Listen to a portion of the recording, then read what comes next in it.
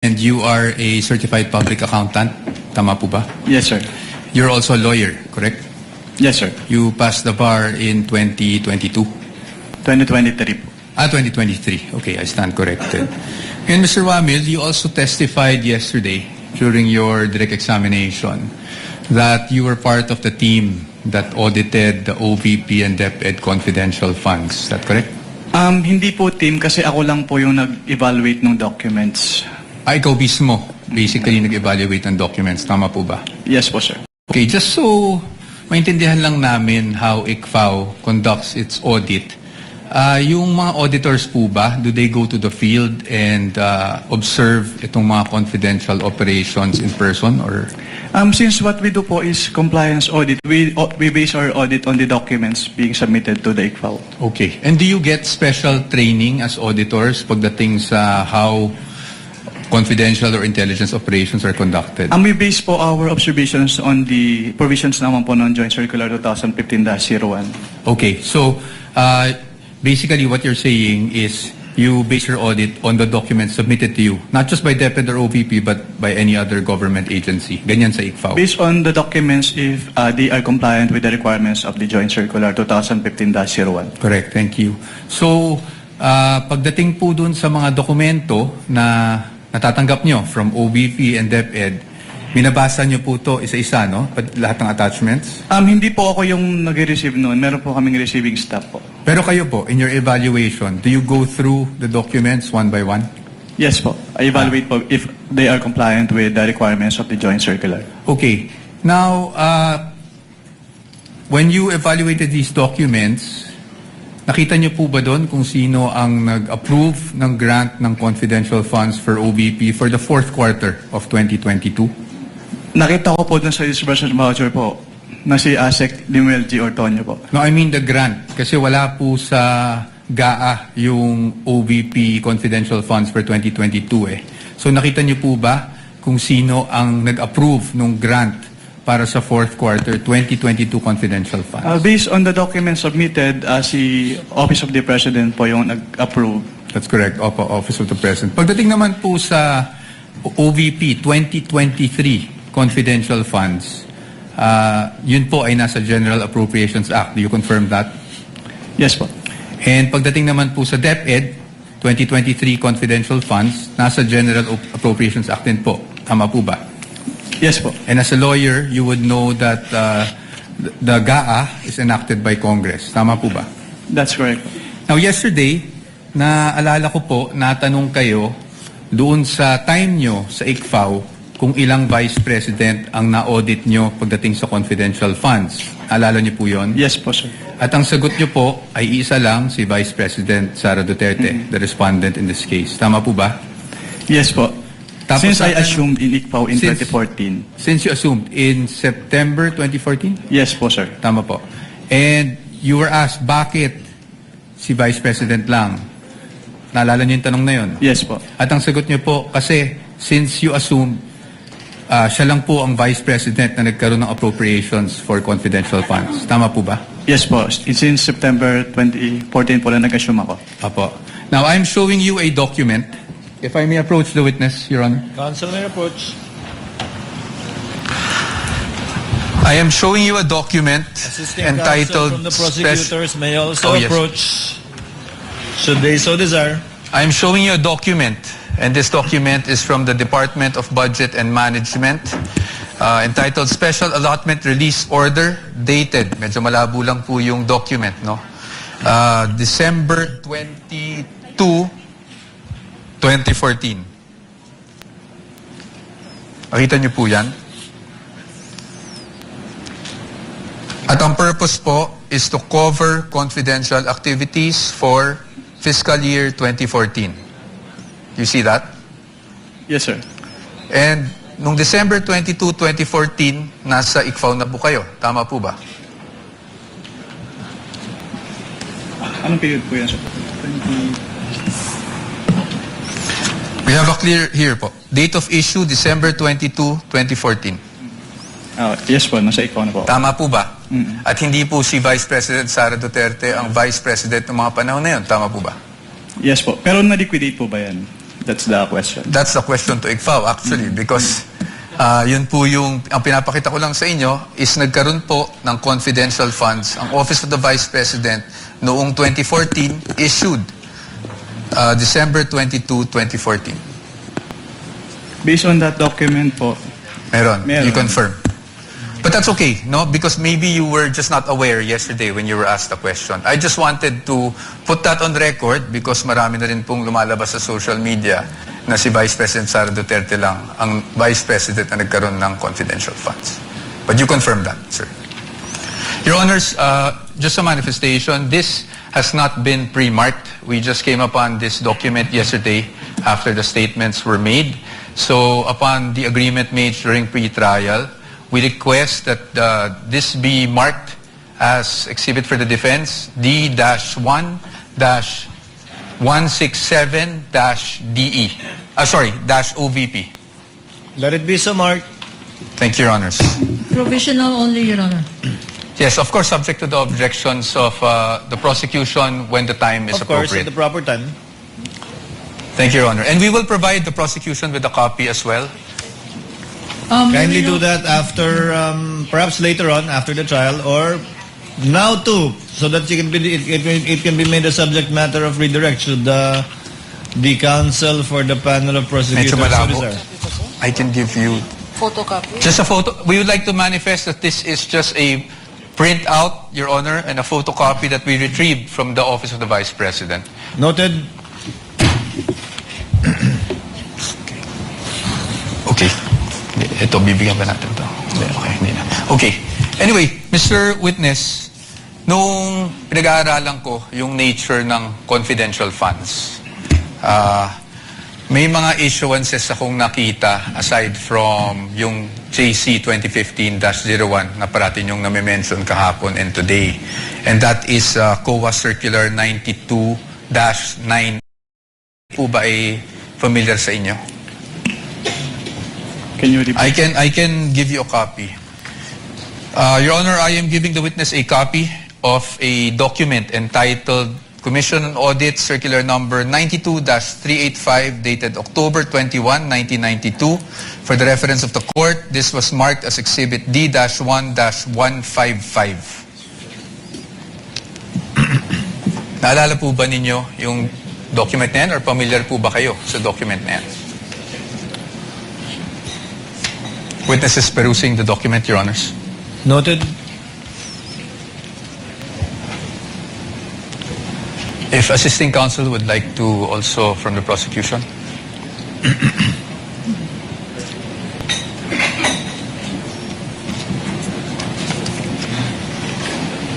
Witness will please answer. Are you familiar? with that document? I am not familiar po with that document. Okay. That's okay. Meron lang po ditong whereas clauses. I won't ask you about the entire document anyway. Meron lang po ditong whereas clauses on the first page. Can you see that, Mr. Witness? Whereas clauses. I would just want you to read the fourth whereas clause. Ito pa. Ma'am, you want to come here so you'd have a better view. Just the fourth whereas clause. Can you please read that out loud for the record? Attorney Capunan, it's also flashed on the screen. Para mahirap. Whereas these intelligence and confidential activities by their very nature are highly sensitive and confidential operations or missions, the details of which cannot be divulged without posing a threat to national security or to the success of the mission. Can you please read the next whereas as well? Thank you. Whereas, as now being required, the submission of receipts, bills, or commercial invoices in support of disbursements from this fund or rental or of safe houses, purchase of meals or supplies, and other expenses may create a leak of information that may threaten the confidentiality of the intelligence operations, endanger the lives and the safety of the agents and employees of the government agencies, and result to a failure of the mission. And just the next two whereas clauses na lang po para hindi na po tayo humaba. Whereas in many instances, it is impractical and sometimes impossible to obtain such receipts, bills, or commercial invoices during intelligence operations. Whereas by its very nature, the use of confidential and or Intelligence and/or confidential funds requires an approach allowing more flexibility in intelligence operations. Thank you, Mr. Witness. Manifestation, Your Honor. First of all, this exhibit presented by counsel for the respondent is dated October 1, 1992, Your Honor. Whereas the joint circular cited as basis by this witness, Your Honor, is dated 2015, Your Honor. There is no indication here.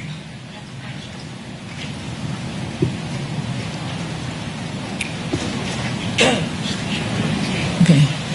There is an indication here, Your Honor, that all issuances Joint circular. Repeating inconsistent clause. herewith are hereby amended or revoked accordingly. Similar provision, Your Honor, by way of manifestation. The joint circular. Can you see? Is likewise Here. Your Honor, mentioned in the Joint Circular 2015.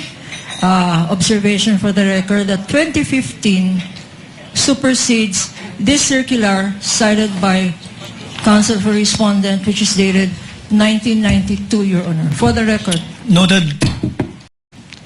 Thank you, Your Honor. Proceed. But again, we'd like just a counter manifestation that the repealing clause under JC 2015-01 states, and I quote, all circulars, memoranda, rules, regulations, and other issuance inconsistent herewith are deemed repealed and superseded accordingly. So the repealing clause in 2015-1 did not specify COA Circular 92-8985. Precisely our point, Your Honor. Your Honor, please counter manifestation. Of course, Counsel. Counsel read the literal meaning, Your Honor, but the substantive meaning is all circulars are deemed repealed and superseded accordingly. His interpretation, my interpretation, but no interpretation needed, Your Honor. 9.0 is expressed. All are repealed and superseded accordingly. Manifestation is duly noted. Take Your Counsel may Honor, proceed. Your Honor, the documents would speak for themselves, Exactly. and we will leave this to the Honorable Court as to not prolong the debate on this matter. Just again, just my last manifestation on this.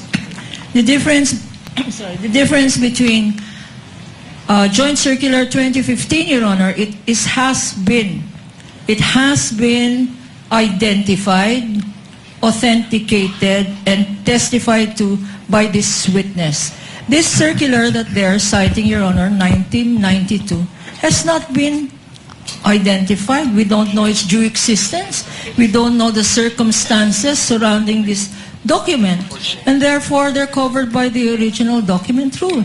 Produce the original. Since you don't have a witness who has testified as to its existence, due execution, and least of all, its contents, Your Honor.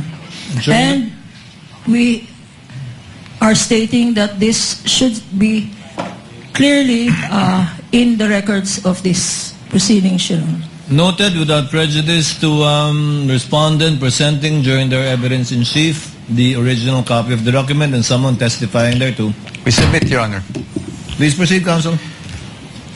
Now, dun base po sa binasa nyo, Mr. Witness, nakikita natin na magkaiba ang auditing standards or guidelines pagdating sa confidential or intelligence funds kung ikukumpara sa regular funds. Tama po yan.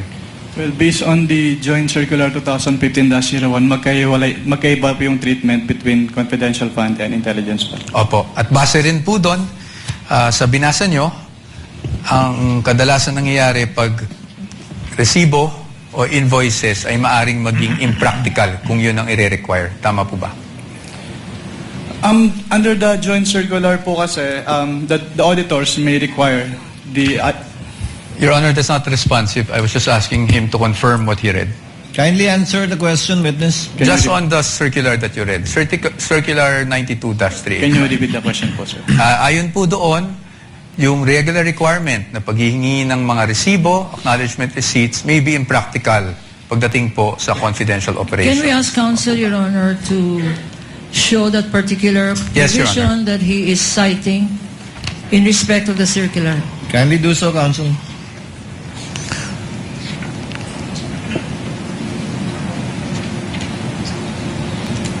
Tama po ba? Ang sabi po dito ay during intelligence operations. Yes, tama po ba? As stated po dito, during intelligence operations. Okay. Thank you. Well, I'll accept that answer, Your Honor. Now, punta naman po tayo doon sa nature ng confidential operations. No? You would agree with me na pagdating po sa confidential operations, delikado po pag nagkakaroon ng leak of information. Tama po ba? Can you repeat your question? Delikado po kung magkaroon ng leak ng mga information na nakukuha patay sa isang confidential operation. Tama Given the po ba? classified nature of- Misleading, Your Honor. I'm just the asking for his the opinion. witness would have been able to answer. Witness may answer. given the classified nature Yes. of the confidential fund. Yes, thank you, Mr. Witness. In fact, you being a lawyer, you know that there are laws prohibiting the unauthorized disclosure of confidential information, correct? Can you repeat po? You being a lawyer, sir, you are aware that there are laws prohibiting the unauthorized disclosure of confidential information, correct? Can you state what specific laws po yung... Revised Penal Code under Article 229, for example, on the revelation of secrets. Yes po. Yes, Republic Act 3019, Section 3, Paragraph K, on unauthorized divulging of confidential information, correct? Yes po. And you being a public officer under 6713, alam niyo rin po na hindi po pwedeng basta-basta mag-disclose without the authority ng mga confidential information. Tama po ba? Yes po. Okay, so batay po dito, pinapahalagan po talaga ang confidentiality pagdating sa mga classified information na ito. Tama po ba? You would agree with me?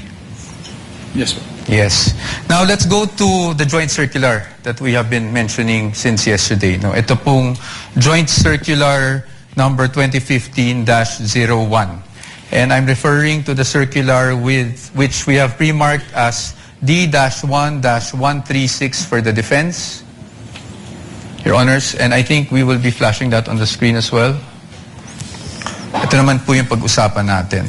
I just wanted you, Mr. Witness, to give us the definition of confidential funds. Diyan po sa circular na yan under, I think it's page 2, item 3.7. Can you please read it for the record? Under 3.7, confidential fund refers to the lump sum amount provided as such in the GAA for NGAs, in appropriation ordinances for LGUs, and in the COBs for GOCCs for their confidential expenses. Salamat po, Mr. Witness. At pagdating po, nabasa niyo po yung word na lump sum. Ibig po sabihin nito, buong halaga? Buong amount? As opposed to having line items for expense? Tama po ba? Lump sum. Yes Lump po. sum. Opo. At based on your experience, pag ang pinag-uusapan po natin ay confidential funds, pagdating po sa pag-disburse nito, cash po ba ito? In the form of cash? What expense are you pertaining? Confidential funds in general. Cash po ba ito? Wala pong specific provision kung anong type po ng yung ibabayad. Okay. But item 6 provides for the guidelines on cash advances, correct?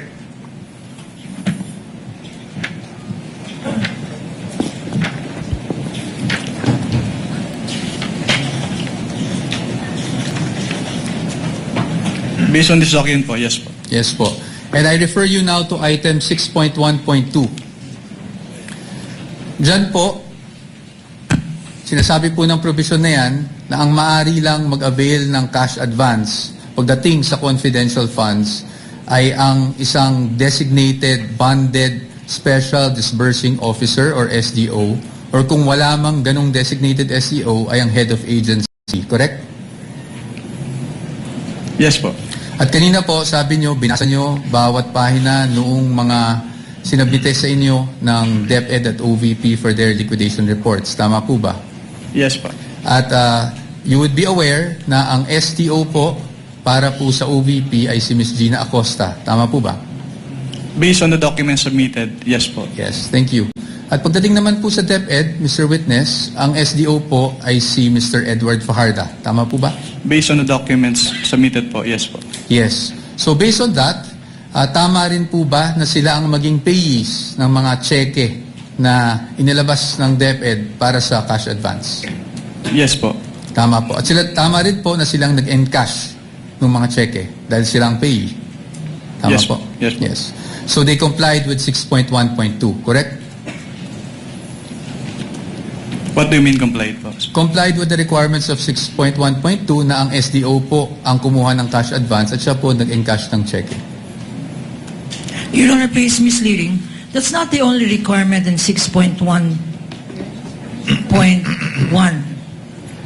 6.1.2, Your Honor. There are other requirements here.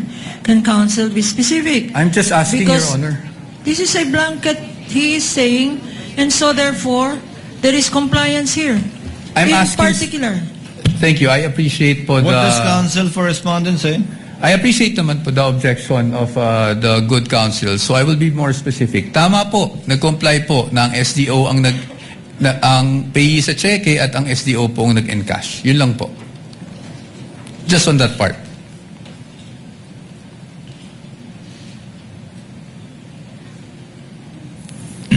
Based on the documents, si SDO yung payee ng cheque and yung nag-encash nung Okay. Thank you po. Now, I'll refer you to item 6.1.5 of the joint circular. Can you please read just the first sentence of that provision?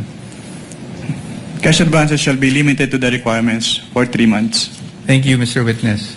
So, tama po bang pagkakaintindi ko na para sa cash advance at any one time, ang maximum na pwede mo lang ma-cash advance ay yung requirements mo para sa 3 buwan ng confidential operations. Tama Based po ba? on this provision po, yes. Tama po. At 3 buwan po is equivalent to 1/4 of a year. Tama po ba? Yes po. Okay. Now, base po dyan sa provision na yan, nakasulat na ang maximum amount ay para sa 3 buwan. Pero meron po bang provision dyan na nagbabawal na gamitin ito in perhaps 60 days? Wala po. Meron po bang nagbabawal na gamitin ito in 11 days? Wala din po. Kaya hindi po namin sinama sa findings namin yung 11 days na disbursement. It's just a statement of fact po on the AOM. Thank you for confirming that, Mr. Witness. Familiar po kayo bilang isang CPA sa accrual method of accounting? Yes po. Can you just, in simple terms, because I'm not even a CPA, just give us a glimpse kung ano ibig sabihin. Ano ba ang accrual method of accounting? Kapag sinabing accrual method of accounting, yung expenses ay ni-record upon incurrence, not upon payment. Opo. Okay. So, dito po ba, pwede po ba yung parang I'm just a simple-minded person? Parang buy now, pay later? Ganon?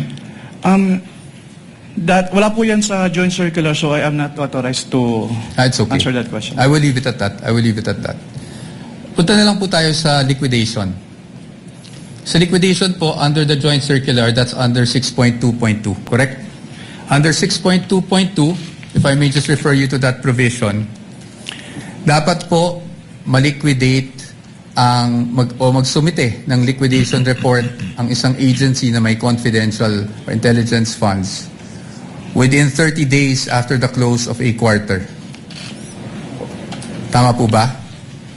Tatlo po yung nakalagay dito, hindi lang po the 30 days after every quarter. Sige po, please enumerate for us. Under 6.2.2 of the joint circular, all cash advances for CF and IF shall be liquidated within 30 days after every quarter or from the approved target date of completion of the project or activity or after the cash advance have been fully utilized, whichever comes first in accordance with the procedures as stated po. Okay, thank you po.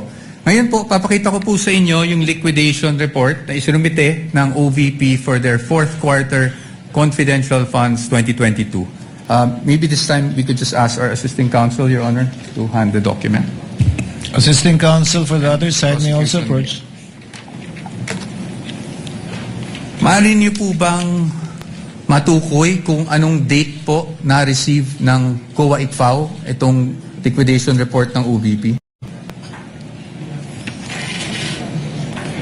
Based on the transmittal letter po, January 17, 2023. January May we know, 17. Your Honor, for our understanding, what exhibit number? Sorry. Counsel Thank you for referring to. reminding me, Your Honor. You're welcome. This is Exhibit D-1-4-OVP. This is the prosecution's P-1-11-A. No, I'm sorry. One?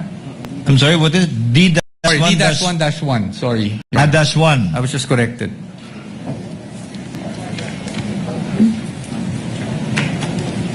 Counsel, Your Honor, proceed. for the record, this is not a common exhibit, Your Honor. Duly noted. Now, base po sa date na nabasa nyo, compliant po ba na within the 30-day period ay nakapag-submit sila? Yung act lang po ng pag-submission, na pag-submit rather, ng liquidation report. Based on this document po, yes po. Yes po. And kung mapapansin nyo po, doon po sa transmittal, meron pong isang checklist. Tama po ba? Yes, sir. And I will refer you now to item 6.2.2.3 of the joint circular. Ayon po sa 6.2.3 ng nasabing Joint Circular 2015-01, ang gagawin po ng receiving officer ng COA ICFAO ay titingnan po yung checklist, tapos susuriin po yung mga dokumentong isinumite ng ahensya, yung mga attachments, kung pasok siya doon sa checklist of supporting documents na kinakailangan. Tama po ba? Can you repeat your question po? Ayon po sa 6.2.2.3, ang receiving officer ng COA ICFAO ay titingnan yung checklist and then titingnan din, susuriin yung mga naka-attach na dokumento kung compliant siya dun sa checklist. Tama po ba? Yes po, based on the joint circular. Based on that same provision, kung yun po ay kompleto, tatanggapin po ng COA ICFAO. Tama po ba? Yes po. At pag hindi po kompleto o meaning kulang po yung mga attached documents, yun po ay dapat ibalik ng COA ICFAO sa ahensya at hindi mo natatanggapin. Tama po ba? Yes po. Based And on in- this provision po. Opo. And in this case, because of the receiving stamp, would you say na tinanggap po ng ICFAO ang submission ng OVP? As stamp po nung ICFAO, yes po. Okay. Thank you, Mr. Witness. Now, basing on this document na natanggap ng COA ICFAO on January 17, 2023, ang kanilang liquidation report, meaning the OVP for the fourth quarter 2022 confidential funds, it took more or less 8 months for COA to issue its official finding. Tama po ba? Yes po. I am showing you a copy of the AOMs that you issued and that were also presented yesterday. May we know the exhibit number, Your Honor? Yes, Your Honor. I will get to that. Ready mo na yung mga next documents. Are you showing the one for the OVP or the DepEd? OVP, Your Honor. OVP, that would be... This is D-1-103-OVP, Your Honor, for the first AOM issued on September 14, 2023. That's the counterpart of P-1-12-A. And isunod ko na po yung pangalawang AOM na na-issue on October 3, 2023. This is D-1-104-OVP for the defense. Which is P-1-12-B for the prosecution. Opo. Thank you. Now, Mr. Witness, napansin ko na yung date is September 14, nung 2023, nung una yung AOM. Tama po ba? Yes po. And that was actually just a few days after the budget hearing of COA held August 24, 2023, kung saan may mga legislators that, asked COA to look into the OVP confidential funds. Are you aware of that? Just if you're aware. I am not aware of that. That's okay. Now, I'll just move on to the AOMs themselves, no? Now, kahapon, nasasabi niyo po na nagkakaproblema tayo sa may nakita kayong finding doon sa Fiscal and Financial Plan. Tama po ba? Yes, sir. Ng OVP. At yan po ay nakasaad din sa inyong findings dyan. Yes, sir. Tama po ba? Opo.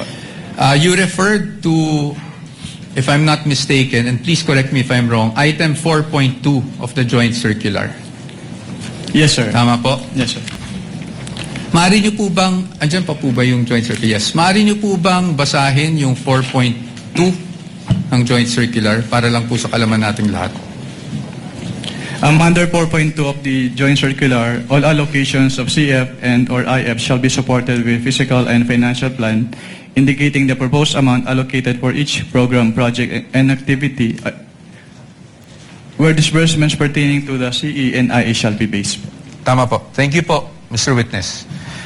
Dito po, sa kanilang fiscal and financial plan, the program stated is actually the Good Government Program. Tama po ba? Yung binabasa ko lang. Based on the document, yes. Based on the document. At ang expected outcome ay safe implementation of OVP initiatives and confidence building. Based on the document. Based on the document, yes. At ang physical target will be number of areas with surveillance and confidential activities conducted or monitored. Tama po ba? Yes. As well as the number of activities. Tama po ba? At ayon po dun sa binasa nyo, wala naman pong guidelines on how specific it would be.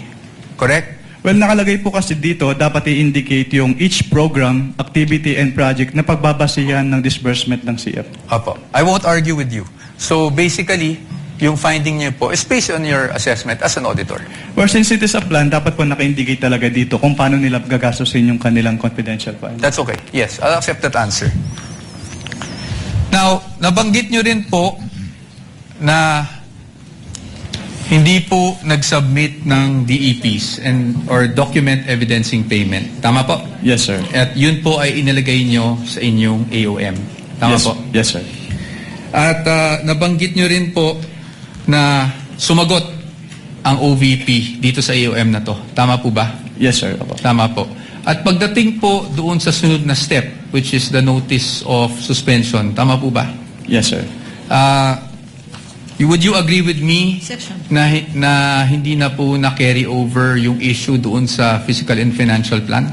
Yes, sir. Yes. So, ibig sabihin, tinanggap nyo po yung explanation. Well, ang purpose po kasi namin kung bakit namin ni-require yung specific confidential activities dun sa PFP is para makita kung paano gagastusin noong OBP yung kanilang confidential fund. Pero since nilagay naman na po nila doon sa kanilang revised accomplishment report yung specific confidential activities and even submitted the documentary evidence of payment. So, hindi na po namin hinanap ulit yung fiscal and financial plan. Okay. Salamat po. Thank you for that answer. Ngayon po, kasi kanina, kahapon, actually, not kanina, sinasabi nyo walang sinubmit. Ang ibig nyo lang pong sabihin sa walang sinubmit is at the time na bago kayo mag-issue ng AOM. Tama po ba? Walang sinamit po na ano. Walang sinubmit na DEPs, for example. Yes po, kasi sinamit po nila yung DEPs after we issued both AOMs po. Opo, thank you po. Ngayon, punta naman po tayo doon sa notice of suspension. Nandun pa po kayo di ba, ng notice of suspension? Yes, sir. And you suspended in audit the amount of 125 million. We are showing him a copy of the notice of suspension, Your Honor. This is Exhibit D-1-107-OVP for the reference of the Honorable Court. NP-1-13-A on the part of the prosecution. Okay.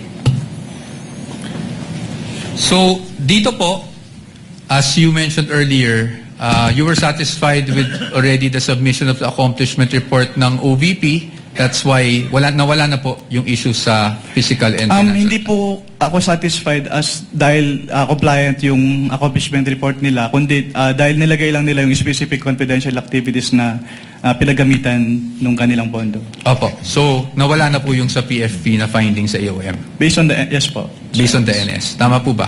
Yes, sir. Okay, thank you. Ngayon, pagdating dito sa notice of suspension, I just wanted to focus on doon sa documentary evidencing success pagdating sa rewards. Yes, sir.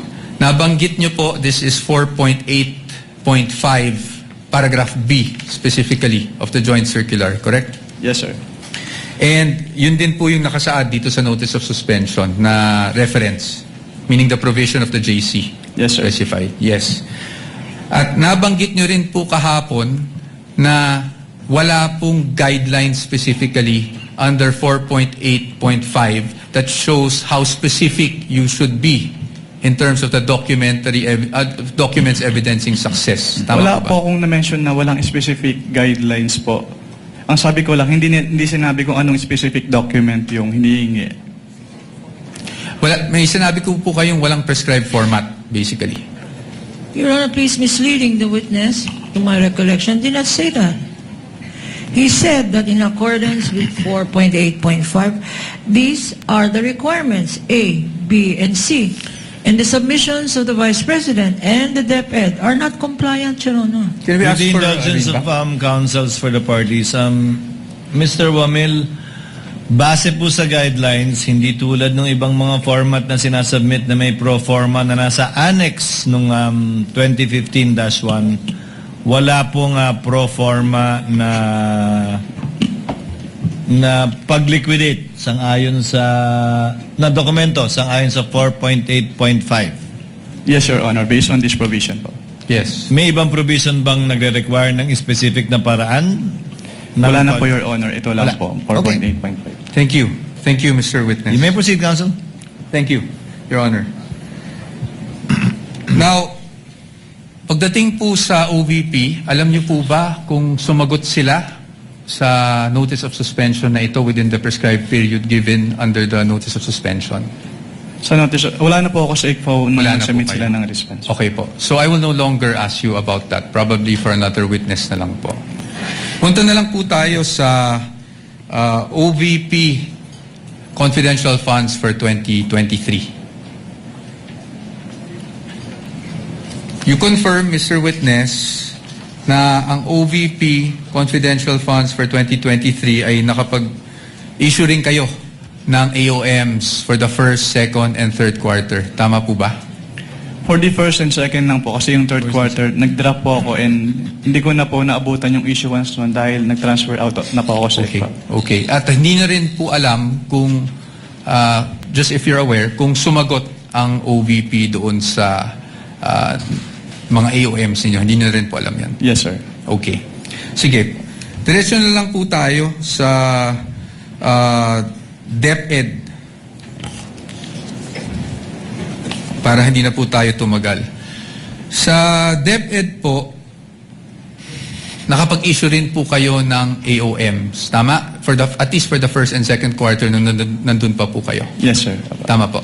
Apo. And kanina po, pinag-uusapan po natin yung mga disbursement vouchers ng DepEd. Kung saan, natukoy nyo doon na hindi compliant dahil MOOE yung nakasulat sa disbursement vouchers. Tama po ba? Naalala nyo po yun?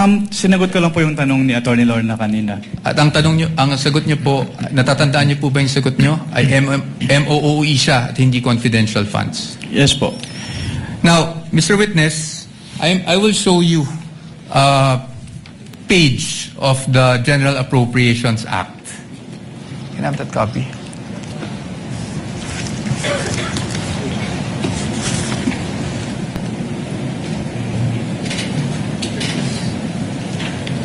And for reference,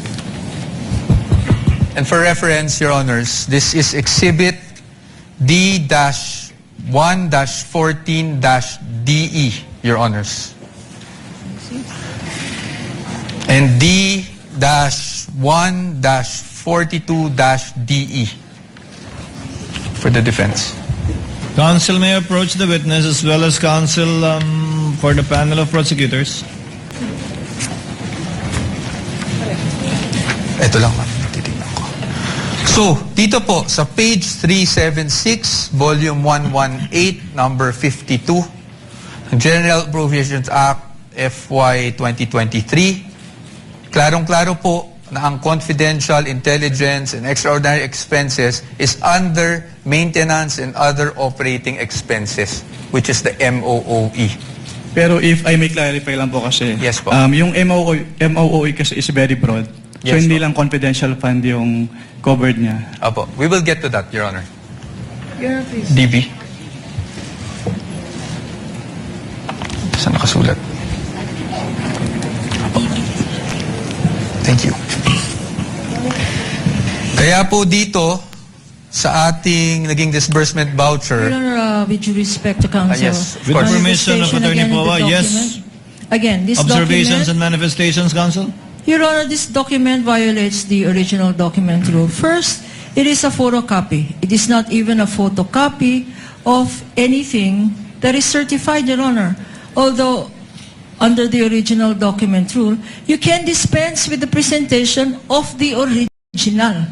If you present the original first and then substitute a copy, because a copy, a photocopy, is now considered likewise, if properly authenticated, as an original. This is a scrap of paper, Your Honor. We don't even know. General Appropriations Act.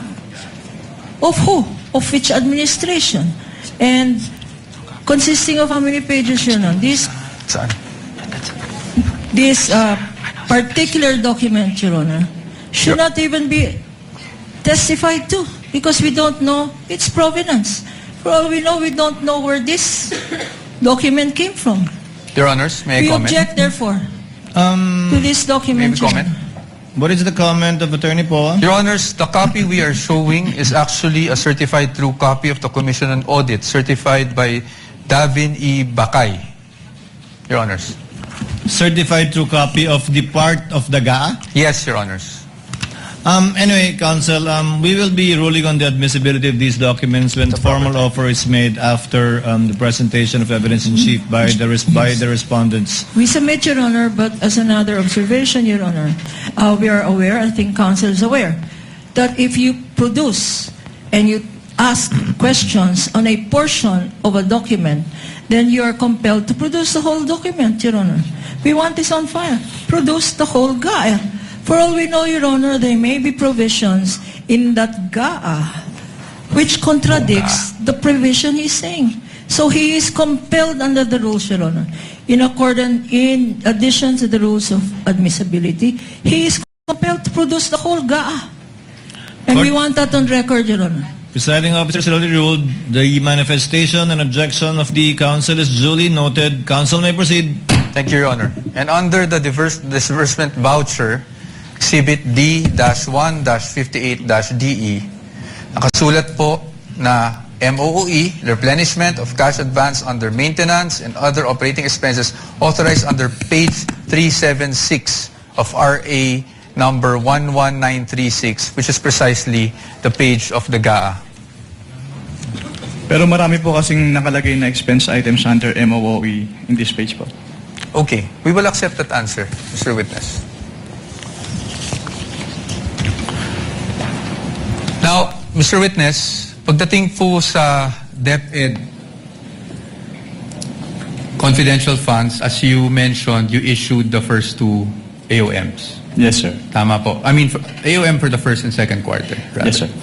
Pero hindi nyo na po natanggap yung response. Hindi Kasi na- wala na kayo sa ICFAO. Yes, sir. But would you know, just curious, would you know kung ano yung present status nitong mga AOMs na to? Hindi po. I don't have personal knowledge about that. Okay. So you wouldn't know of whether may credit notice o wala? Yes, sir. Oh, but since you're an auditor, ano po ang ibig sabihin ng credit notice para sa isang auditor? Kapag sinabing credit notice, yung documents submitted ay already passed in audit na po. Opo, pass in audit, meaning allowed? Yes po. Allowed in But subject to the reopening of the audit later Opo. on po. Okay. Thank you, Mr. Witness. Ngayon, Mr. Witness, since hanggang doon lang naman, no, yung naging saklaw talaga ng inyong service, I don't want to prolong this any longer. Gusto ko lang makita, based on your findings, AOM, diba? Tapos yung notice of suspension para sa OVP and the AOMs for DepEd, these are preliminary findings, correct? Yes po, kasi nai-require pa naman sa agency na mag-justify yung findings and submit the documents being sought po dun sa... Opo. At based po dito sa findings ninyo, wala namang pong expressly nakasulat na may misappropriation at this point. Actually, yung presumption of misuse kasi nasa item 8.3 na kapag hindi nag-liquidate or failure of liquidation of the accountable officers upon due demand shall be a prima facie evidence that such fund has been put to personal benefit or misuse. Yes. But I am just asking for the response na meron po bang expressly nakasulat sa mga findings niya? Ask and answer, Your Honor. It is in That is a 8.3. presumption po. So hindi kailangang isabihin. May expressly po ba na nakasulat na may ni isang kusing na napunta sa bulsa ng Vice Presidente? Ask and answer, Your Honor. This... wait, don't answer. Uy. That question, Your Honor, has been asked and answered. We ask for Sustain- ruling, Your Honor. Sustained counsel, I think where you're getting at, modify your question. You can get it. Okay. So, basically po, ang findings nyo ay preliminary lamang. Wala pong any conclusive finding pa as to any misappropriation. Yun lang po ang tanong ko. Ang sabi kasi sa circular, upon failure to liquidate, No, meron I ng am presumption. Your Honor, Ask the and witness answer, is Your not Honor. responding. No, You the already witness said... Asking if it's... The witness is not responsive. Kindly respond. I think the question is quite simple, Yun lang naman Mr. po. Wamil. Preliminary pa lang. So wala pang any conclusive finding as to any misappropriation. Yun na lang po. Para lang po masagot nyo na ng diretso. Hindi naman po kasi kailangang i-state doon sa findings. Again, Your Honor, non-responsive. Let the presiding officer be the one to do it, or try to do it. Kapag ka nag-issue po kayo ng AOM, Audit Observation Memorandum, failure to liquidate na po ba yun? O may mga observation pa lang kayo? Kailan masasabing may failure to liquidate na? Pag may notice of disallowance na, notice of suspension, o AOM pa lang? Nakalagay po kasi sa Joint Circular, Your Honor, under 8.3, failure to liquidate by the accountable officer upon due demand shall be a prima facie evidence. Opo, again, Mr. Wamila, yung pag-issue niyo po ba ng AOM, pasok na sa failure to liquidate upon due demand o hindi pa po? Hindi pa po sa AOM, Your Honor. Kasi wala pong due demand sa AOM. Yes po. At masasabi mo rin bang wala pang failure to liquidate? O meron na? Pag sa AOM po wala, pero pag sa NS po, since meron ng first issuance which is considered as demand, so meron na po sa NS. So, As per AOM siya. wala pa. Pag NS, meron ng demand at Opo. meron ng failure to liquidate. Opo, since sa AOM po, nire-require na silang i-justify and i-submit yung mga documents na hindi nila na-submit. Pero sa AOM, wala pa nga ganun. Yes po, Your Honor. Okay. Counsel, your witness. Thank you. And lastly, gusto ko lang to ma-clarify. Of course, the witness was a state auditor of the ICFAO. So, recommendatory lang po ang function ninyo. Hindi po kayo nagde-decide pagdating sa, lalong-lalo na pagdating sa notice of disallowance. Tama po ba? Yes po. It's the function of the Commission proper. Thank you. Thank you, Mr. Wamil, Attorney Wamil. I thank you for your patience. That is all for this witness, Your Honor.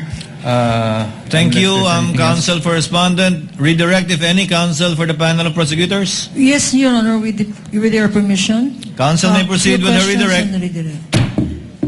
Mr. Witness.